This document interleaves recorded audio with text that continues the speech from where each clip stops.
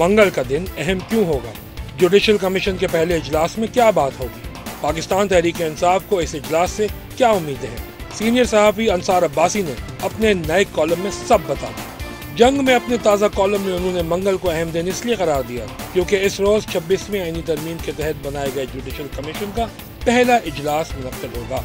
इस इजलास में सियासी तौर पर इंतहाई अहमियत के हामिल सुप्रीम कोर्ट के आईनी बेंचेस का फैसला होगा। यही आईनी बेंच मखसूस नशिस्तों के हवाले से जारी तनाज़ात का फैसला करेंगे। इन्हीं बेंचों से तहरीक इंसाफ को उम्मीद होगी कि 8 फरवरी के इंतखाबात के नताइज के ऑडिट का फैसला करके PTI की हुकूमत के क़याम या नए इलेक्शन का रास्ता हमवार होगा। इन्हीं आईनी अदालतों से हुकूमत को ये उम्मीद होगी कि वो कोई मिस एडवेंचर करके शहबाज शरीफ हुकूमत के खात्मे का जरिया नहीं बनेगी। हुकूमत और अपोजिशन जिनकी इस कमीशन में नुमाइंदगी भी होगी, दोनों की कोशिश होगी कि उनकी मर्जी या जिन जजों को वो अपने हक में समझते हैं उनको आईनी बेंचों में शामिल किया जाए।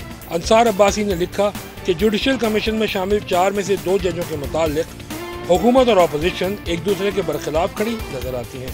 ये दोनों जज हजरात आजकल तहरीक इंसाफ के पसंदीदा जजों में शामिल हैं और हुकूमती जमातें इनके मुतालिक मनफी राय रखती हैं। वजीर आजम के मुशीर बराए सियासी उमूर तो पहले ही कह चुके हैं कि जस्टिस मंसूर और जस्टिस मुनीब को आईनी बेंचों में शामिल नहीं होना चाहिए क्योंकि वो मुतनाज़े हैं। वो तो चीफ जस्टिस को गैर मुतनाज़े होने की वजह से ये मशवरा दे रहे थे कि जस्टिस याहिया आफरीदी आईनी बेंच के सरबराह ना बने।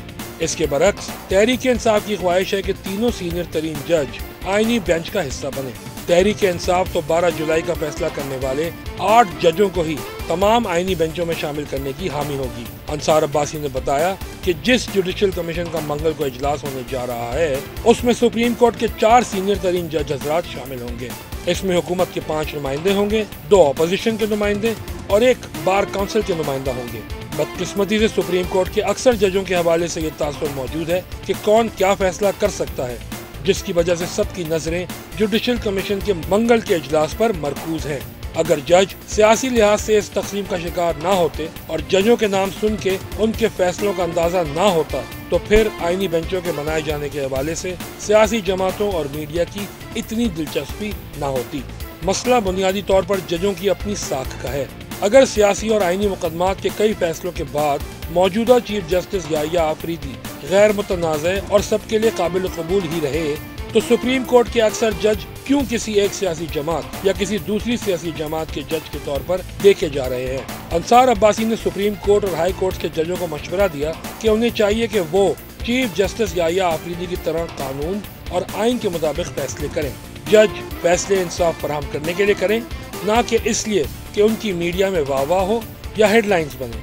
जजों और अदलिया के लिए जो बात सबसे मुकद्दम होनी चाहिए वो जल्द और सस्ते इंसाफ की फराहमी है, जिसमें हमारे जज और अदलिया मुकम्मल नाकाम रहे और इसी वजह से हमारे अदालती निज़ाम का दुनिया में कोई मुकाम नहीं। अंसार अब्बासी ने खबरदार किया कि अब खेल मेरा जज तेरा जज से आगे बढ़कर एक सियासी धड़े का हिमायती आईनी बेंच या दूसरे सियासी धड़े के आईनी बेंच तक पहुँच चुका है।